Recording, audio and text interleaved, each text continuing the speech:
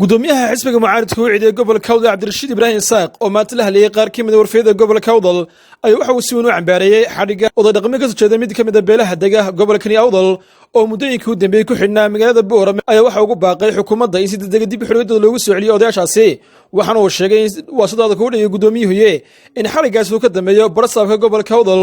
oo ku eedeeyay xadhiga odayadani waxaana sidoo kale fafaahin ka bixiyay waxyaabaha loo xidhinayo xadhiga odayadani isagoo arrimahaasi ka hadlayay gudoomiyaha xisbiga mucaaradka Ucid ee gobolka Awdal waxa hadlaydiisa ka mid ahaa askarigii lagu dilay Afrika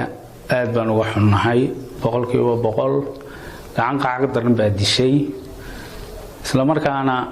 arintaasi arin soo dhamaatay ayay annaga runtii G.Xisbiga noola muuqatay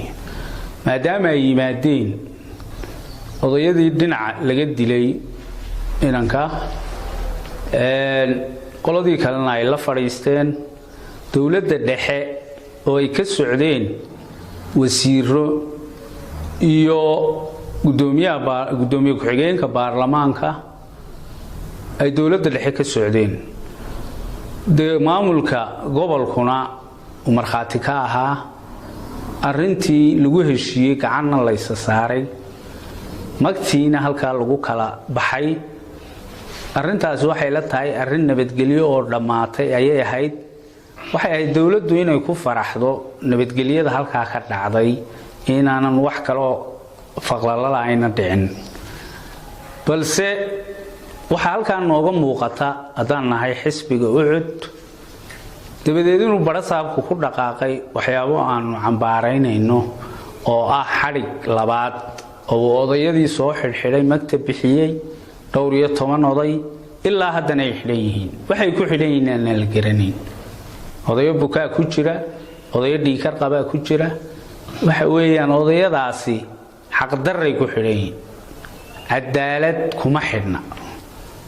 waxa weeyaan labadii dhinac way heshiiyeen dawladda dhexe marxaati bay ka ahayd maamulka gobolka uu goobjoog buu ka ahaa meeshii lagu heshiinayay xarigan dambe ayaa isweydiin leh marninka maamulka gobolka uu joogay barasaabka ayaa iska damcay odayadan inuu xidhxidho taasi ma noqonayso dawladnimo iyo maaragtay nidaam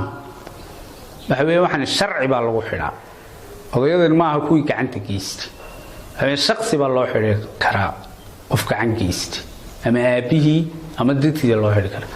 laakiin ummadan soo xidhxidho xuquuqul insaankuna ma ogola odayada waxaan cambaaraynaynaa oo maanta aad u cambaaraynaynaa xuquuqdoodii oo meel laga dhacay odayada sida ugu degdega badan xuquuqdoodii loogu soo celiyo ayaan leenahay hadaan nahay xisbiga Ucid ee gobolka Awdal anoo ku hadlaya afkoodii sidaas daraadeed halka waxa iga muuqata wada shaqayn la'aanta maamulka gobolka iyo dawladda dhexe ayaa halka ka muuqata dawladda dhexe oo marxaati ka ah ayaa dibadeedna odayadii la soo xirxiray taas anagu ma waafaqayno nidaamna maaha dawladda kulmiye waxay wadana wax la adkaysan kara maaha